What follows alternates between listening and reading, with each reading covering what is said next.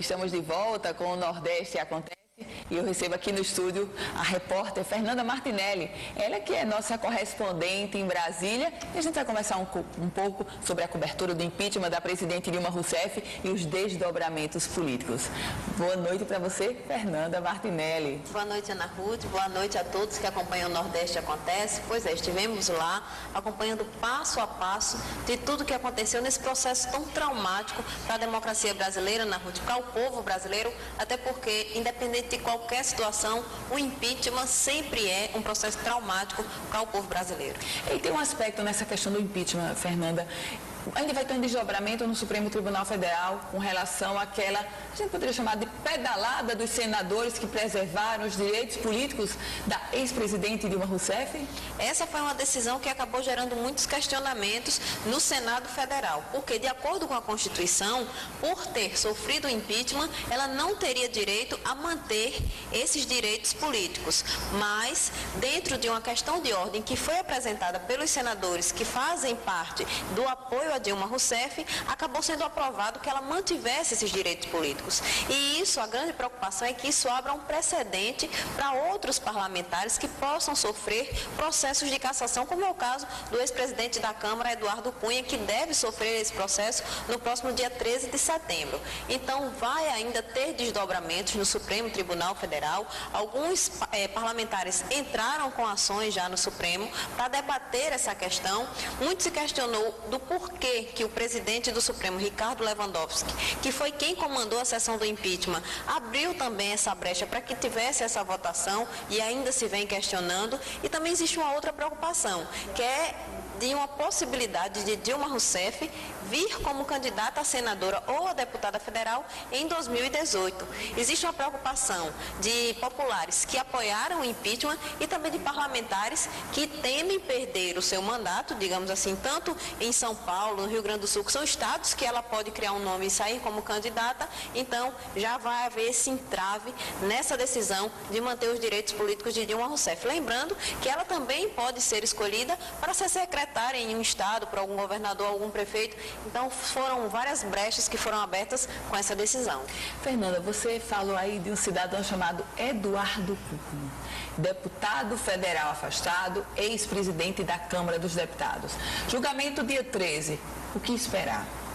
Existem várias brechas, vários direcionamentos dentro do Congresso Nacional na Câmara dos Deputados. Eu até ouvi um deputado de São Paulo comentar que existe um número de parlamentares que odeiam Cunha, outros que amam Cunha e que vamos passar pelo julgamento da sua cassação ou não, num período eleitoral onde muitos parlamentares não vão estar no Congresso Nacional.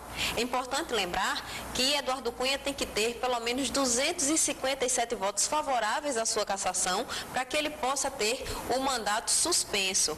Quanto menos parlamentares estiverem na casa, porque esse número independe de quantos parlamentares vão estar presentes, tem que ter 257 votos, quanto menos parlamentares estiverem na casa, melhor fica a situação para Eduardo Cunha. Ele já vem fazendo um trabalho dentro da Câmara para trazer parlamentares que são contrários a ele, para votar favoráveis a ficar, para que ele fique no mandato. Isso é difícil de acontecer? É, porque dentro do plenário uma coisa é certa, quem gosta de Cunha gosta e quem não gosta, não gosta. É diferente do cenário do impeachment, porque existiam aqueles senadores que estavam indecisos e que poderiam mudar de posição, como alguns mudaram. No caso de Cunha não, porque ele já vem fazendo uma história dentro da Câmara. Então quem está ao seu lado vai estar no dia da votação e vai votar pela manutenção do seu mandato. Quem não está, com certeza vai votar pela cassação. É um quadro onde tudo pode se esperar, porque até bem pouco tempo ele era presidente da Câmara e uma das figuras mais importantes da política de Brasília, que tinha maior força. Ele sofreu esse baque de ter um mandato suspenso, depois teve que renunciar à presidência da Câmara, mas muito pode se esperar no próximo dia 13 de setembro, porque muita coisa pode acontecer. Fernanda, o Brasil está agora sob o comando em definitivo de Michel Temer, principal líder do PMDB.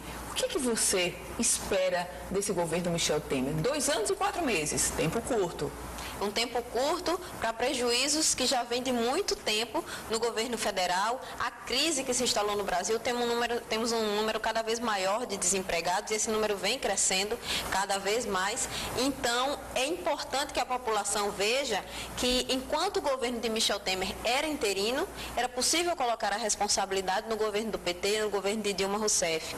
No momento em que o impeachment virou um fato, aí não tem mais desculpa. O governo Michel Temer tem que mostrar que veio, tem que tomar soluções práticas para diminuir ou pelo menos amenizar os impactos da crise, porque a cobrança vai ser efetiva e muito grande. Agora, não adianta se iludir, não adianta achar que em pouco mais de 2 anos Michel Temer vai conseguir fechar um buraco que já vem há muitos anos no Brasil.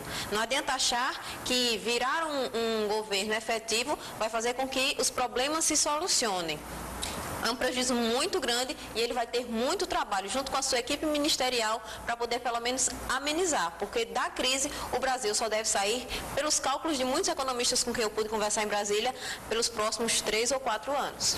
E o Partido dos Trabalhadores? Então, no poder, fim do PT no poder depois de 13 anos. O PT que enfrenta a eleição 2016 com metade do número de candidatos a prefeito. Como é que você avalia agora a situação do PT, Fernanda? A situação do PT pode trazer surpresas, porque nos bastidores do Senado Federal eu pude acompanhar pessoalmente senadores que defendem a ideia essas conversas eu pude acompanhar antes da votação do impeachment, e senadores já defendem a ideia de que agora que o impeachment foi consumado, mudar o cenário do PT. Qual é a ideia? A ideia é mudar o nome do Partido dos Trabalhadores, e aí esse nome está sendo discutido dentro da Executiva Nacional, e mudar todos os seus dirigentes.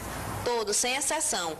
Isso faria com que, na ideia desses parlamentares, o PT viesse com a cara nova e tirasse aquela pecha de partido envolvido em esquemas de corrupção.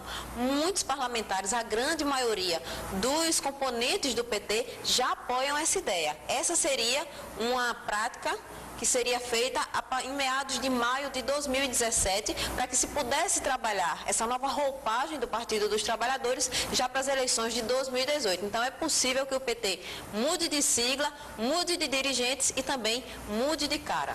Fernanda, por falar em PT, 2018, a gente lembra, claro, da figura do ex-presidente Luiz Inácio Lula da Silva, que está envolvido, está denunciado, está sendo investigado. Você pessoalmente acredita numa volta de Lula em 2018? O PT, o ex-presidente Lula, ele continua tendo, independente dos escândalos nos quais foi envolvido, um número de seguidores muito grande. E a velocidade das redes sociais, a comunicação, diferente do impeachment de Collor em 92, faz com que esse número não diminua. Os seguidores do PT vão ser sempre os seguidores do PT, vão ser sempre os seguidores do ex-presidente Luiz Inácio Lula da Silva. E ele continua sendo um ícone para essas pessoas que o seguem. Se vem trabalhando muito o nome dele para que ele venha como candidato a presidente da República em 2018. Agora, é importante perceber que, de uma forma ou de outra, essas denúncias, o indiciamento dele, da sua esposa, pela Polícia Federal, acabou afetando aquela imagem do salvador da pátria. Lula teve toda uma possibilidade de se manter como um mártir, principalmente das pessoas mais necessitadas dos movimentos sociais. Mas todos esses escândalos acabaram atingindo a imagem de Lula como ícone. Ele já não vem mais com a mesma força que ele tinha antes. E, além disso, outros nomes já vêm se preparando para concorrer com ele em 2018. Então, pode ser que ele venha em 2018 candidato a presidente da República, mas já não vai ter mais a mesma força, porque foi atingido tanto pelos esquemas de corrupção, como por essa queda de Dilma Rousseff, agora com impeachment. Se você quiser rever essa entrevista completa, é só acessar www.politicaemfoco.com, um site especializado na política do Rio Grande do Norte e do Brasil.